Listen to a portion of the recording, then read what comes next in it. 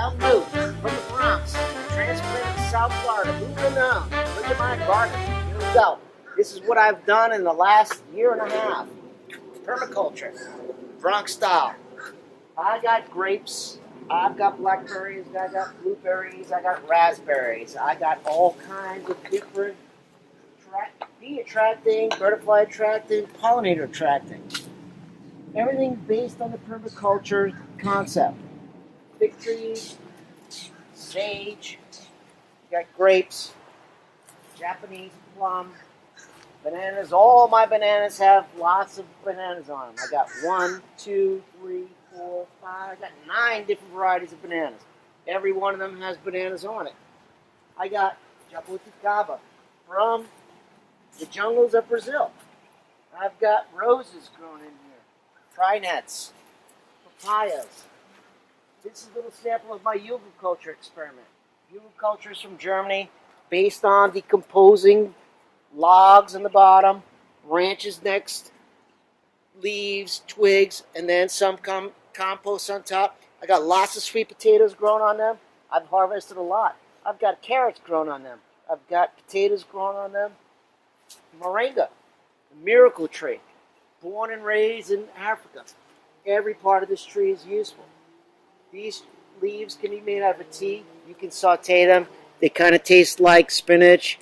They've got miracle properties, high vitamins. Everybody says that moringa tree is the one to grow. You got sage. Sage is, of course, a culinary herb. You can use sage. You can wrap them up, dry them out, use them to get rid of the evil spirits away. Get rid of the evil spirits. Or you can just put them in a veal picado or a veal salt and bulk. Right? Here we go. Acerola, also known as Barbados cherry. High in vitamin C. Great for smoothies, great for shakes. We got Meyer lemon, not doing too good. You know why? Because I don't want to put any kind of pesticides, any kind of herbicides in my garden. I know they need fungicides. I do not want to put fungicides. I've been taking mushrooms and chopping them up, putting them in the blender, throwing them in my garden. I don't want to have fungicides. I want my fungi to grow. They are the internet of the whole garden. So what I'm thinking of doing with these things, taking them out, all my citrus, I'm going to buy dwarf citrus and put them in little pots and grow them maybe in the patio. This is my mango tree. Fell down during a hurricane. You know what? Lifted it back up. See if it's going to do anything. Don't know. Maybe, God willing, hope it will. That's my dog, Scruffy. Come here, Scruff. Say hello. That's Scruff. That's right. Here he is. Good boy. Here we got orchid. This is the only edible orchid that we have. It's vanilla bean. This is called Monstera. Monstera grows. It's a vining plant in the jungles. It's got a fruit like this big, kind of like pineapple banana mix. Try growing it. We got more bananas. Rosemary grows well here. My star fruit. Took a dump. What can I say? During a hurricane, fell down. Never made it again. We'll get rid of it. Plant something else. Citrus, gonna get rid of again. This I just started planting. This is a rarity called bico. It's a Brazilian pepper. Kind of sweet, kind of hot. Growing good. Likes it here. Here's my avocados. Avocados are going. This has been here about 10 years, 12, almost since I guess my father planted that when the kids were born. Just starting to bear fruit. Cavendish, bananas. I got my own little mushroom patch here. King Stropharia mushroom patch. I just started planting it maybe 6 months ago. It's probably going to take a couple years to grow. Let's see what else we got in here. Everything that you see here, the floor, all these chips I brought in. Everything was full of grass. I covered it all with layers and layers of cardboard. Covered it up. I was reading a lot, did a lot of permaculture research. Tons and tons of truckloads of wood chips. My dirt is very, very fertile right now. Doing very, very good. This here is another mango that a friend gave me. Grafted mango. Had one mango, just pulled it off because the squirrels here are notorious for eating everything. It's in the house right now. I'll show it to you on another date. I've got rosemary. I've got aloe bushes. I got a little lily patch here. Also, I got, look at these bananas. Bananas going wild. Lots of bananas. This is an ice cream banana. Pretty soon we'll harvest it. We'll see what it's going to do. All right, coming back down this way. I did some Everglades tomatoes. Well, pulled them all out because I wasn't happy with them. They're too small. They're not even the size of grapes. They're horrible. Forget about that. My tomatoes do crazy over here.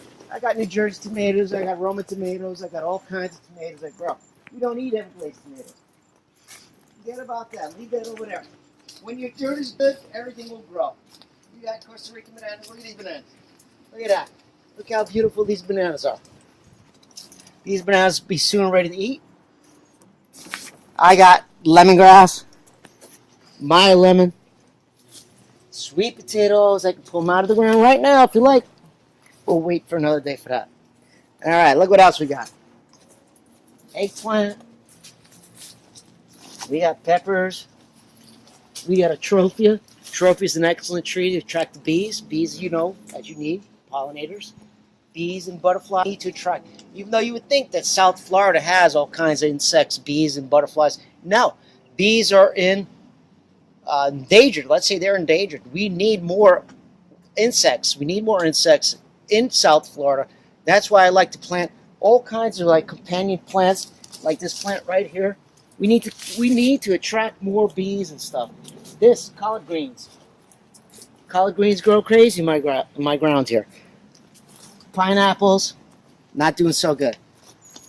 Barbados cherries, excellent. We got, this is another pollinator attractor, right? Part of the permaculture whole concept. Elderberry. This elderberry's 2 years it's been here. Little plant, wouldn't grow for nothing. Look at it now. Doing great. This is a loquat. Grapes, southern grapes, muscadines, the only ones that grow in Florida. This here, jujube. Jujube is an excellent tree, except that it goes crazy. It zigzags. It likes to go zigzag, and it has lots of thorns.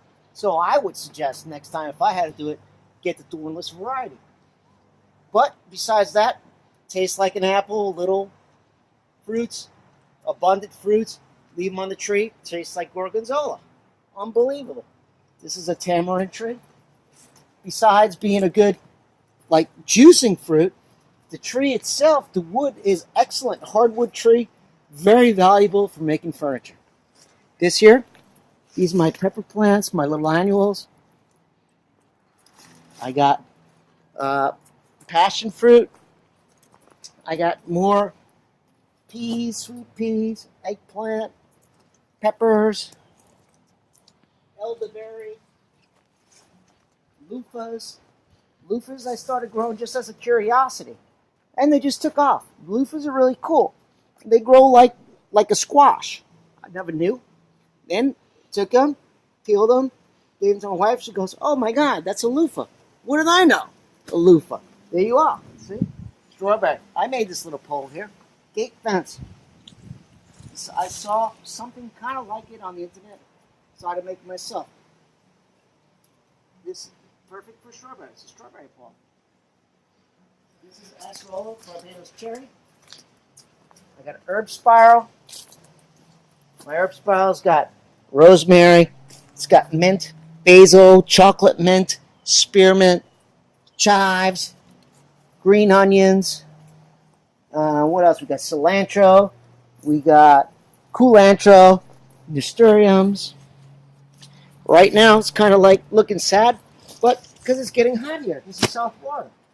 Peach tree. Peach will be grown soon. This is 2-year-old peach tree. I need to cut it down a little bit more. This is my tangerine tree. This here is an anomaly fruit cocktail tree. Let's see what it does.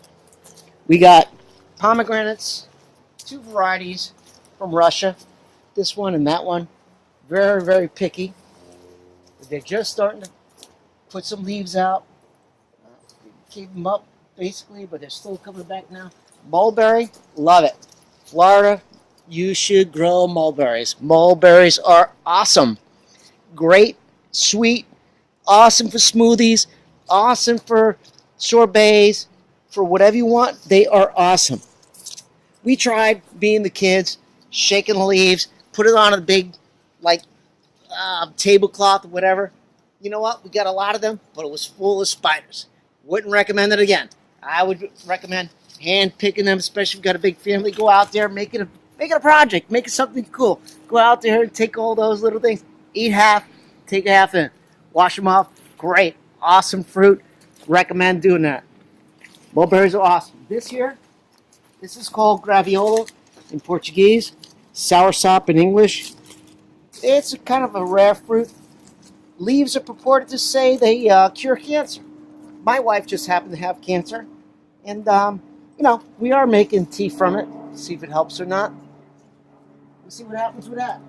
Okay, this is called a grumichana, another exotic plant from the jungles of Brazil. Sugarcane from the islands. This is these are olive trees. Maranzilla. This is a black olive tree. Another olive tree over there. I think I planted a little close, but I think they're going to do all right. This guy's tree and that date palm there might affect it, but I think they're going to do all right. My other white mulberry tree, just starting to give fruits here. See that? These things are going to be awesome. If it turns out anything halfway like this one, this is an everbearing, by the way. It's going to do awesome. This is a sapote, which they say the fruit tastes like caramel, almost like a chocolate pudding.